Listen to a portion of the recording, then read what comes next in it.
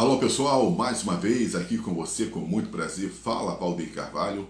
É sempre muito bom nós estarmos juntos pelas nossas redes sociais e também pela nossa rede União de Rádios, Rede União sempre de bem com a vida.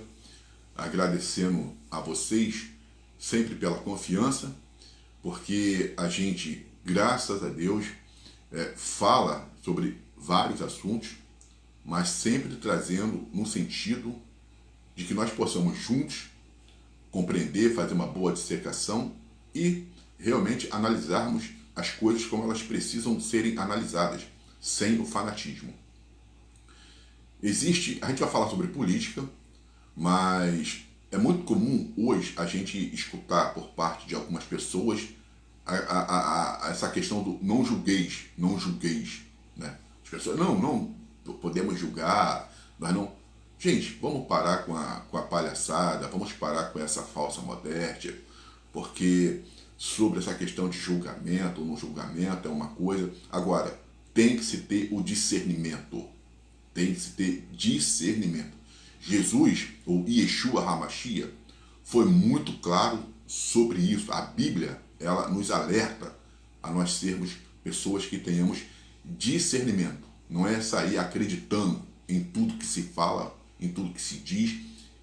Não se pode sair acreditando em tudo o que se ouve por aí, do que vem aí, os falsos ventos de doutrinas que estão surgindo dentro da igreja e até por uma questão política. Estão profanando a igreja. Eu vou fazer um vídeo falando sobre essa pastora ou pastoras que estão surgindo aí, sensualizando. Eu vi um vídeo, eu fiquei horrorizado com esse vídeo. A pseudo-pastora com uma bermuda na igreja pedindo dízimo, né? Pedindo dízimo. Mas essas pessoas, elas podem fazer o que elas estão fazendo. Tudo bem. Por causa de quê? Porque tem pessoas para serem enganadas. Existem pessoas que querem ser enganadas. Porque uma pessoa que realmente ela tem um discernimento, ela vai ver que aquilo dali não procede, não tem nada a ver com Deus. Uma pessoa realmente que tem, né, o Espírito de Deus nela, ela sabe que aquilo dali não tem nada, Deus não está ali, Deus não está ali. Isso é uma coisa que a Bíblia fala. Deus habita no local onde você tem ordem. E um dos princípios é a santidade. Deus falou para Moisés, tira o chinelo que você, né, porque o lugar onde você está pisando é santo. É santo. Então, a igreja é uma coisa santa, a igreja é algo puro, é a casa de Deus. Mas estão profanando. Mas Deus, ele não se deixa escarnecer. Tudo aquilo que o homem, ele planta, ele vai ceifar. E se está ceifando vento, se está plantando vento, vai ceifar turbilhão. Isso é certo.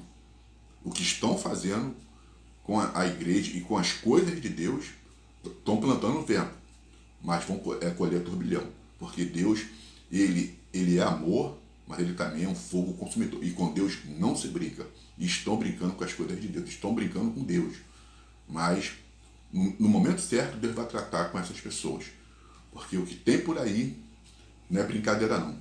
Agora, falando sobre a política, e a política também foi um mal, né, que acabou acometendo a igreja. Eu não falo que os cristãos tenham que ser alienados, de forma nenhuma.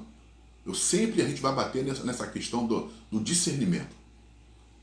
É uma coisa você julgar, uma coisa você discernir.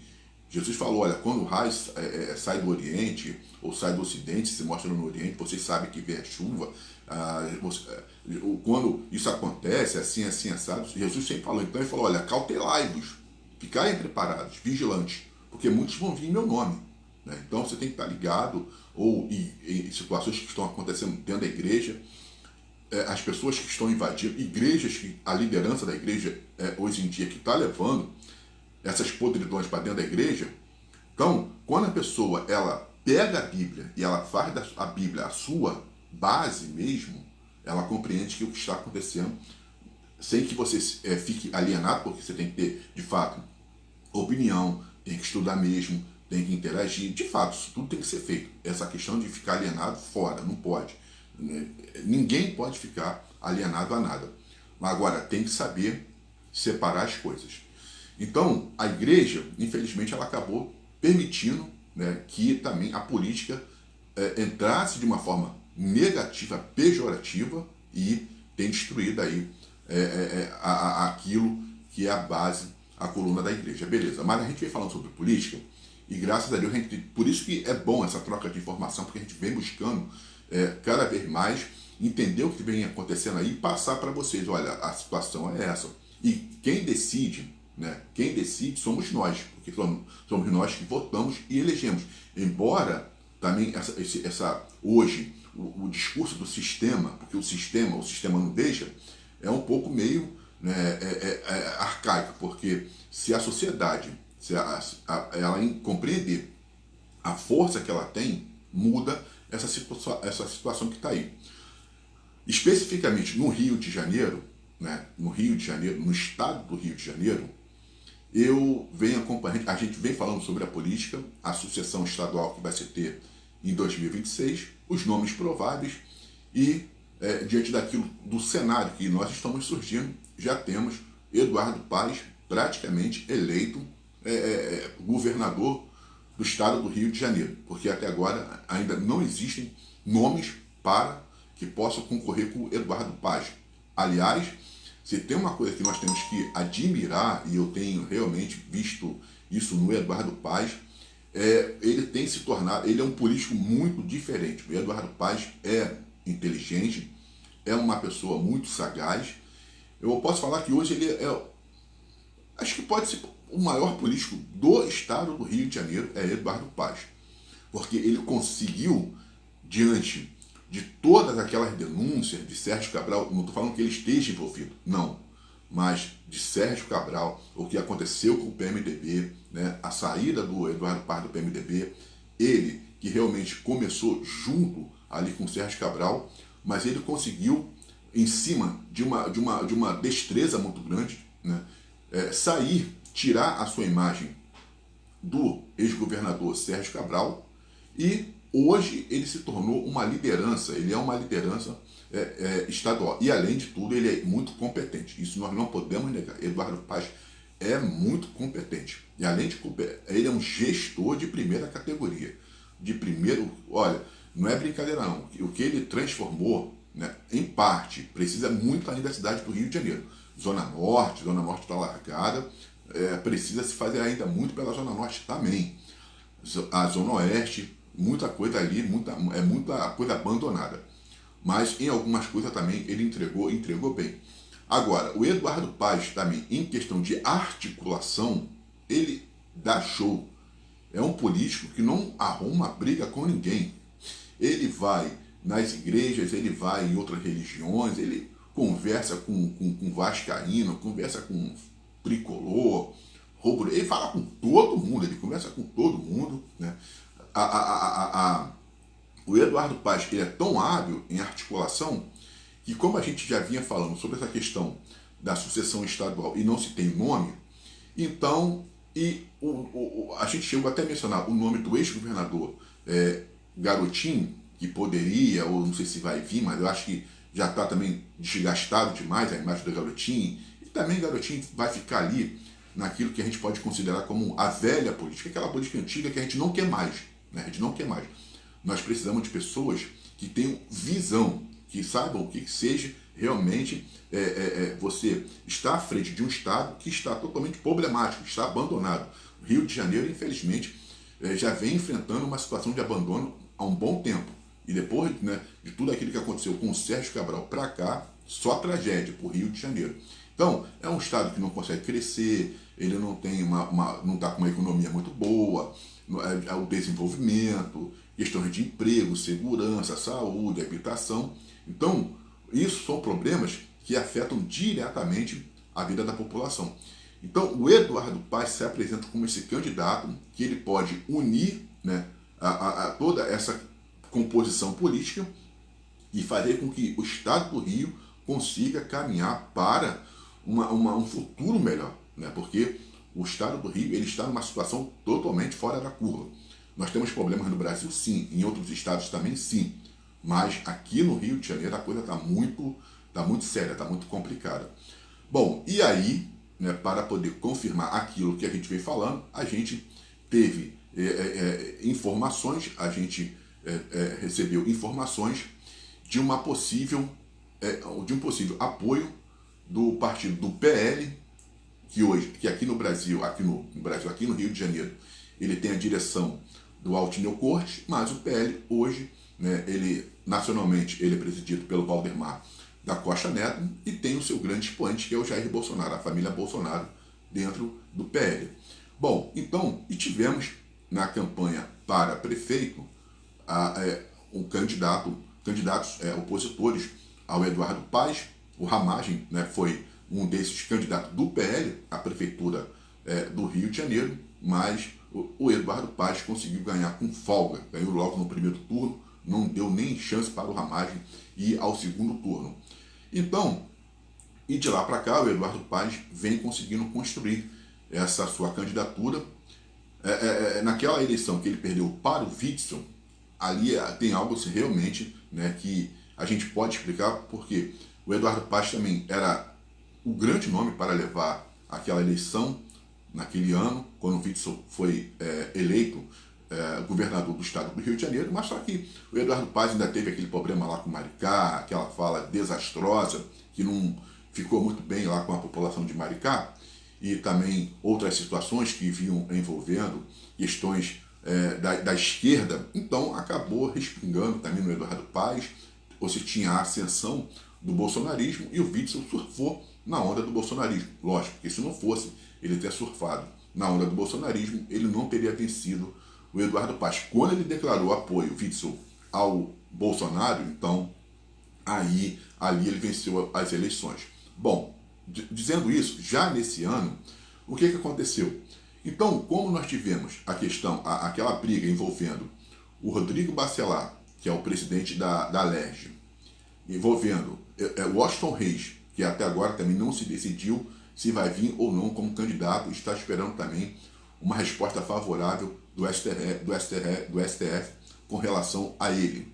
E também tivemos aí a briga do governador Cláudio Castro com o Rodrigo Bacelar e toda essa briga da família Bolsonaro, que não gostou nada da demissão do então secretário estadual de transporte, Washington Reis, feita pelo governador em exercício naquele período, que foi o seu Rodrigo Bacelar. Ali teve uma cisão e aí ninguém mais, né, o Rodrigo Bacelar, que seria o candidato, o sucessor natural do partido do PL, do Cláudio Castro, já deixou de ser porque ninguém mais, diante daquela atitude, quer apoiar. O PL não quer saber de Rodrigo Bacelar como candidato.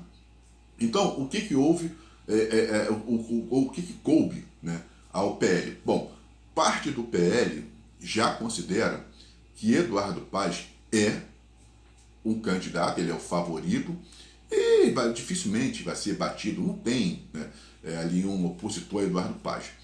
Então, como já sabe que diante desse cenário da possível, já da forte, da clara vitória do Eduardo Paes, então uma ala do PL, parte do PL, está decidida a apoiar Eduardo Paes para governador. Agora, é uma coisa muito interessante, porque Eduardo Paes é candidato do Lula, né? Eles são muito amicíssimos mesmo, Lula e Eduardo Paes são amicíssimos.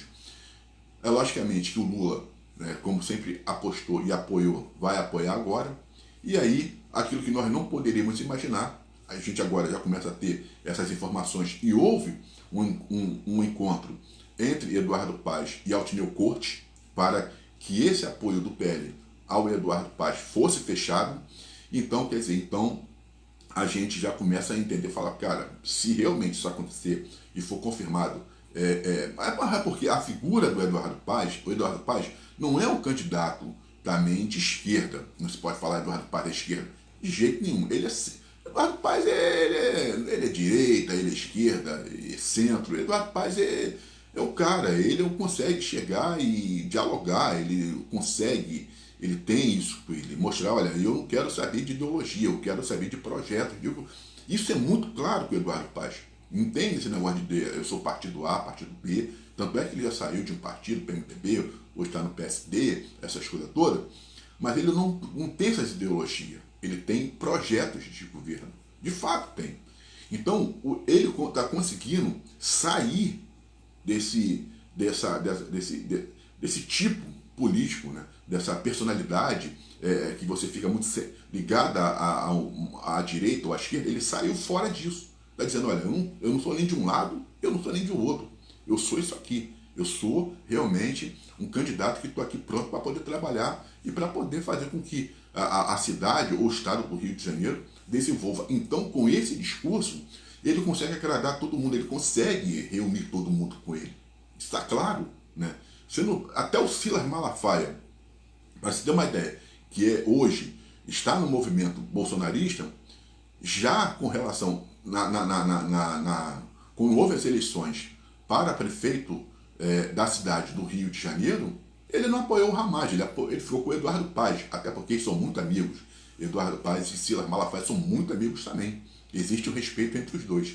Então, quer dizer, o Silas Malafaia, que também apoia Bolsonaro, se o bolsonarismo quiser apoiar um candidato deles, o Silas vai ficar com o Eduardo Paes. Não tem jeito, porque é aquele cara que consegue chegar e falar com todo mundo.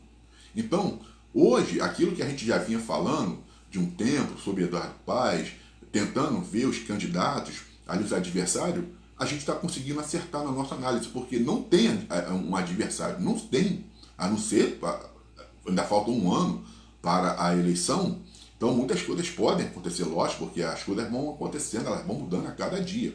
Né? Pode ser que chegar no ano que vem o cenário seja totalmente outro, a gente não sabe, muitas coisas podem acontecer, mas diante do que nós temos hoje, do cenário político hoje, são todos fechando com o Eduardo Paes, e Eduardo Paes já estando praticamente eleito como governador do estado do Rio de Janeiro, o que seria muito bom para o estado do Rio de Janeiro.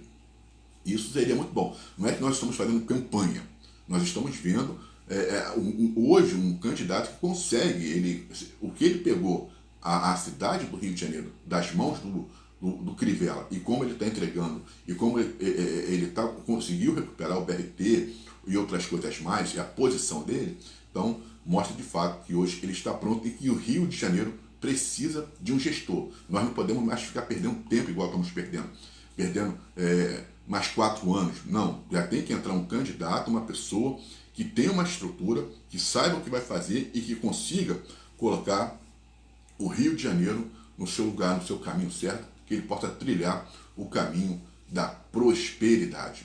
Eu sou Valdeir Carvalho, um forte abraço, então vamos ficar acompanhando como que vai ser essa relação, esse apoio do PL ao Eduardo Paes. Isso se concretizando, aí não tem para ninguém, sai da frente, sai com o Eduardo Paes, é chapa quente. Um forte abraço e até lá.